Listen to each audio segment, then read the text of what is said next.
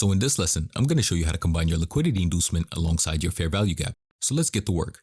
So in this lesson, the main fair value gaps that we're going to focus on would be our overlapped FVGs. So if you look at this reaction right here, you see the price rejected from a specific point. And if you cut through the candles and you look to the left, you'll see that there was a shelf present.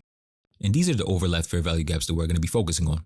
So the first thing you want to do is, after locating your fair value gap, you want to look to the left and see if it overlaps with a shelf. So in this case, this is your swing high, and this is your swing low, and this is your shelf. And as you can see, it overlaps with your fair value gap.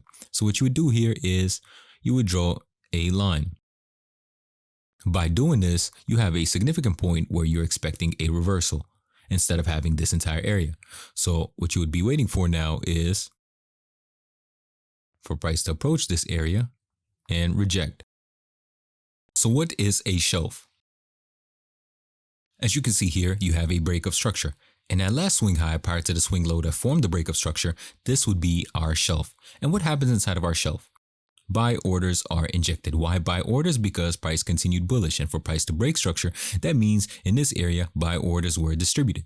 So when price does come back to this area, price can always reverse anywhere inside of this area. It could be here, here, here, or somewhere else. But what we do know for a fact is buy orders were injected. So by now, everybody should know what liquidity is, but just in case you don't, let's go over this example real quick. So liquidity is somewhere where business was conducted, somewhere where price was bought or sold by institutions or retail traders. So in this case, you see a rejection at this level. So what does that mean? That means price was sold at this level, including retail traders selling this price, and their stop losses would be above this level. So now the market is incentivized to take this level out. So let's talk about our liquidity inducement. This will be our approachment phase. This will be the way price behaves prior to approaching our overlap fair value gap. So what you want to see is liquidity being built, liquidity being engineered prior to the contact. So what you want to see is a trap. Price come up and drop down.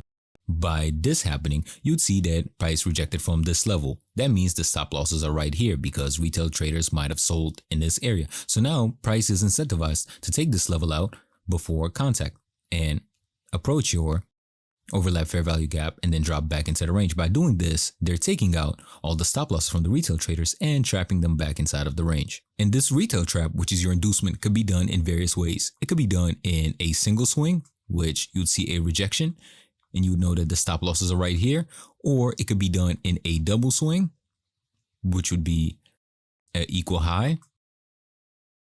So now everybody thinks this is the correct place to sell at, or it could be done in an internal liquidity phase, which would be a rejection and another rejection from an extreme.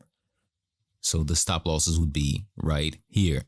So the function of an inducement is to induce traders into taking an early position. So in this case, you'd see the retail traders might have took a trade right here. Why? Because a sign of weakness been showed and selling pressure started. So their stop losses will be above this level here or somewhere here. So when price does come up and revisit our overlap fair value gap, by doing this, price takes out all the retail traders that sold previously. So anybody that sold in these levels right here already got taken out. And once they get taken out, the initial move starts via purge. So let's take a look at this example. So here you have your fair value gap, which is overlapping your shelf. And what do you have here? Here you have your inducement. This is where a lot of retail traders were incentivized to take a buy. So let's say they already took a buy and their stop losses are right here. Or you can say that this is a rejection level that retail traders anticipate a rejection from to take price long.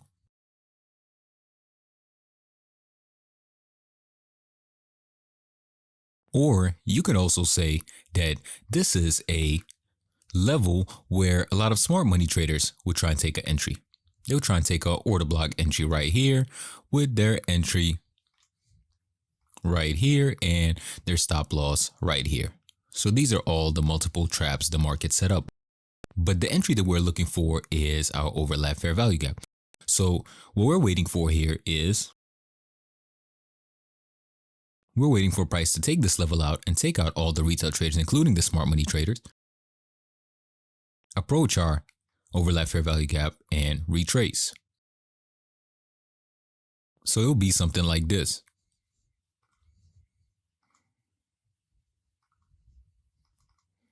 By this level being our stop hunt.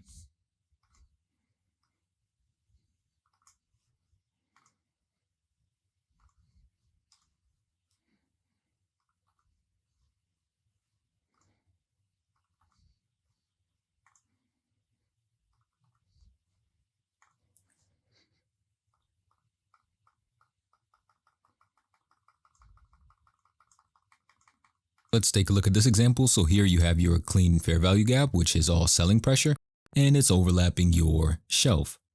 But what do we have here? Here we have our inducement, which in this case is different than the previous one, which is our double tap. Price came up here, rejected, and dropped down and rejected. So a lot of traders believe that 3 taps is the magical number. So when price comes up here, they're ready to enter a selling position. Not only that, anybody that sold at this level, think they predicted the move correctly, price needs to come up and take them out, forming our purge.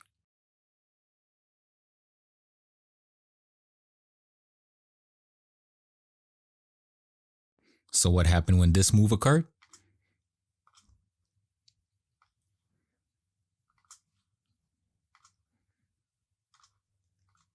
This is where the stop hunt happened. Why did the stop hunt happen right here? Because the stop losses would be up here.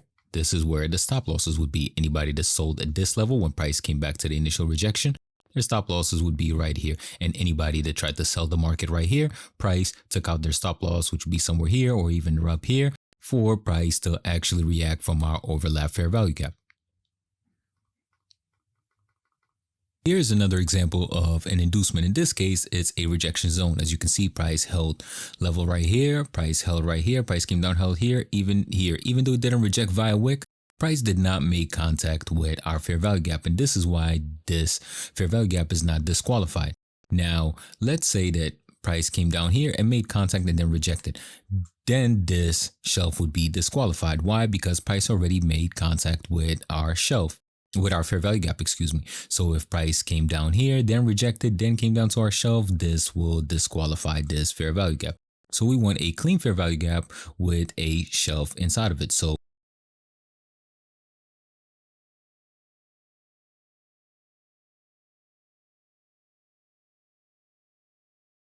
why is this an invalid fair value gap?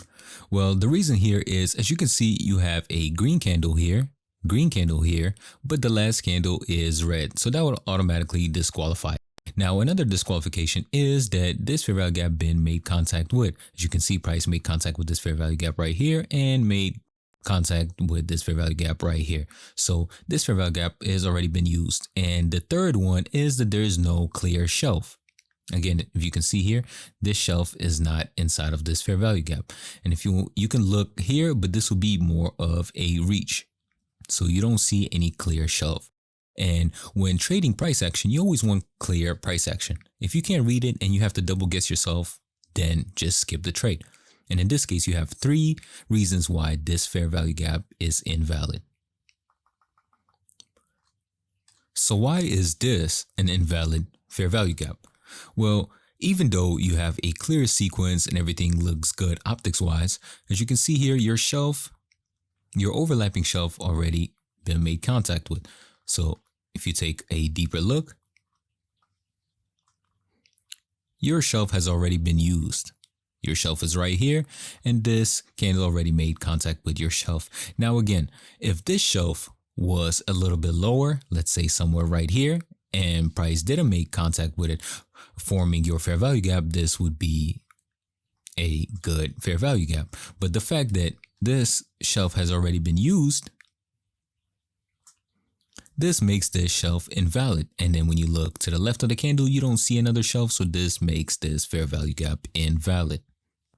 Hope you guys enjoyed this lesson. Make sure you like, share, and subscribe, and make sure you use code HOLIDAYS for 25% off.